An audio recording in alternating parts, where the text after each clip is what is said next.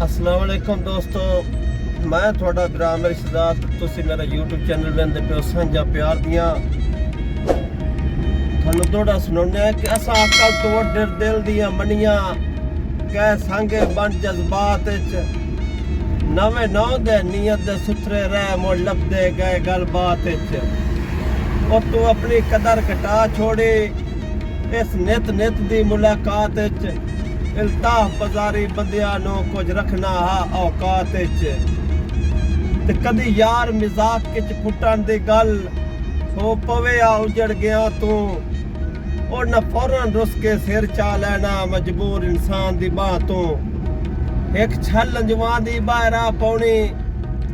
अखियां दे पाक चना तू वो फुट गए आखिर इल्ताफ जिन्हों नफरत आई फुटन दे ना तू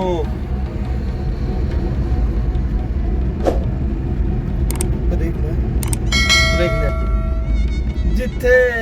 जी जी करके जीवना होवे ना संग सरदार बनाइए इल्ताफ औकात मुताबिक होवेन जेड़े लगदे चार बनाइए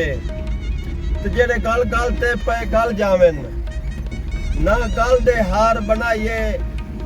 होवे हौसला फटा जागां दा तां संगे पार बनाइए कि किरदार दी फसल दा कन गटिया कईयां भुर बख्तां दियां सिटियां किरदार दी फसल दा कन गटिया कईयां भुर बख्तां दियां सिटियां जिंदा मोड़िया ना प्यो दादे दा मेरे सामने नस्लां फिटियां कई लेख दी पीए च रगड़े गए कई जान के कट गए चिटियां इल्ताफ राशबे लोड़ियां दा बंदे कम दे खा गईयां मिट्टियां